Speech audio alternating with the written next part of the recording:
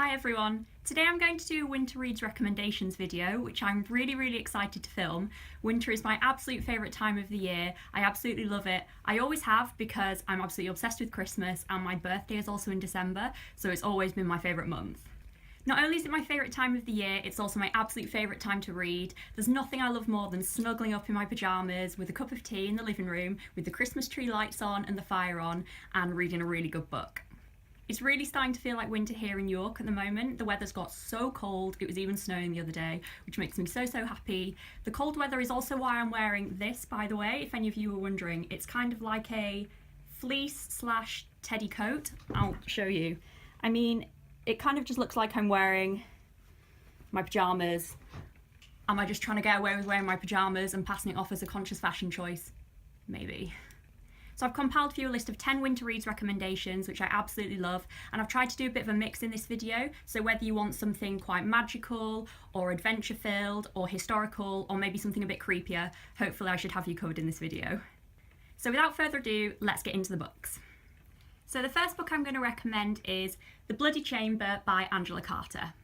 This is a kind of dark and sensual collection of short stories in which Angela Carter retells famous fairy tales and myths, including Bluebeard, Little Red Riding Hood and Beauty and the Beast. So the short stories in this collection are gorgeously written. Angela Carter creates such bold and beautiful imagery, which is an absolute joy to read. But as well as just being full of beautiful writing, this collection really poses some strong feminist themes, and Angela Carter kind of subverts a lot of the fairy tale tropes that we know to examine a lot of issues in contemporary society. So the storytelling in this is so captivating and so rich, and I think it would be perfect for somebody who enjoys fairy tales at this time of year but wants something a little bit different. The next book that I want to talk about is The Gustafsson Arter by Rose Tremaine. So this is a wonderful historical literary fiction novel that is set in 1940s Switzerland onwards. So it tells the story of our protagonist Gustav Perler, who was a young boy and he's had quite a lonely childhood until he meets Anton Zwiebel, who is another boy his age, and they quickly become best friends. Anton Zwiebel is actually a young Jewish boy, and so through the friendship, this novel is kind of a touching depiction of friendship, the impacts of war and love, and I found it to be really moving and touching. This novel is often set in the freezing winters of Switzerland, and also ice skating is a prominent theme throughout it because the two young boys like to ice skate a lot together, and so I think this is the perfect time of year to pick this up. Next, I want to recommend a classic, and this one is Oliver Twist by Charles Dickens. So Dickens provides the best, most rich storytelling to get sucked into if you have a lot of time to read. His storytelling is so rich and full of such wonderful detail, and he also has a lot of really unique characters. So as you probably know, Oliver Twist is set in 1800s London and follows the story of a young orphan boy who gets taken in by a den of thieves after he runs away from his orphanage. As well as just being a brilliant story, this also provides a scathing commentary of the contemporary society in which it was written and set, and so I'd say Dickens is brilliant to read at this time of the year, and also if you haven't read much Dickens before, this is a really great place to start. Next, I'm going to talk about a high fantasy novel that I know I've mentioned before on this channel, but I think this is the best time of the year to read it, and that is The Name of the Wind by Patrick Rothfuss. So this is the first in the Kingkiller Chronicles trilogy, which tells the story of Kvothe, who is a notorious wizard, and it's actually told through Kvothe's own voice, as he details his life up to the point where he is in this novel. This novel is so rich in both its characters and its world building, and I think winter is the absolute best time to get swept up into a whole new magical world, and I couldn't recommend this more highly. Also, this novel is quite dense, and it's quite long as well, so I would recommend picking it up when you've got quite a lot of time to dedicate to it. Next, I'm going to talk about Everyman's Pocket Classics collection of Christmas stories, which I'm actually reading at the moment. So this book is a compilation of short Christmas stories by many authors you'll know, including Tolstoy, Arthur Conan Doyle, Dickens, people like that. So I'm spanning this book over the Christmas period and I'm really enjoying doing so. Whenever I just want something a bit Christmassy or I want to just sit down for a little while and dip into something, this is the perfect thing to pick up. I'd really recommend this if you want a really festive read or if you just want to try some work by some new authors. Next is a book that so many people are reading and loving at the moment, and that is The Bear and the Nightingale by Catherine Arden. So this novel is set on the edge of some Russian wilderness and tells the story of our protagonist Vasilisa, who can see and interacts with household spirits, until her father remarries a stern and city-bred stepmother, and then things quickly begin to unravel. This novel has a beautiful snowy setting, and because it's based off Russian fairy tales, it has a really whimsical, magical feel to it.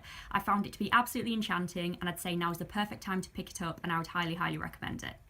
Next, I'm going to talk about Neil Gaiman's The Graveyard Book, for those of you who might like a more creepier winter read. So this is a children's novel, and it tells the story of our protagonist Nobody Owens, who after the murder of his family goes and lives in a graveyard and is brought up by the ghosts and other supernatural creatures who live there. So in this book we just follow the adventures and the dangers that face Nobody Owens. I think this is such a brilliant book, it's so fun, and I think anybody of any age would enjoy reading it. Next I'm going to recommend The Night Circus by Erin Morgenstern, which is one of my favourite ever fantasy novels. This novel tells the story of a magical circus that arrives without warning and only opens at night, and it also follows a magical duel between two young magicians. Despite being full of magic and eccentric characters, this novel is actually quite surprisingly slow-paced and rich, and it's full of wonderful detail that's often quite sensual at times. This novel is truly magical and heartwarming, and I think it's a beautiful winter read. Next I'm going to recommend another classic, and that is Frankenstein by Mary Shelley. So this is a brilliant classic for somebody wanting to try out something more captivating and eerie than Oliver Twist, and as you probably know, it tells the story of Victor Frankenstein, who makes a new being out of bodies of the dead. This novel is deeply gothic in its atmosphere, which makes it perfect to read at this time of the year, and as well as being quite gripping and haunting, I thought the writing in this was beautiful and I'd really recommend it. Lastly, I just had to mention the Harry Potter series by J.K. Rowling. This would not be a true Winter Reads recommendations video if I didn't mention this series. Like many other people, this is one of my all-time favourite series, and every Christmas I reread at least one of the books, and nothing makes me feel as warm and fuzzy as these do. This year I'm going to be rereading The Prisoner of Azkaban because the Jim K Illustrated edition is out and they're at home waiting for me, and I am so excited. It's not Christmas without Harry Potter. If you haven't read them yet, please read them. You will not be disappointed. I'm absolutely in love with them.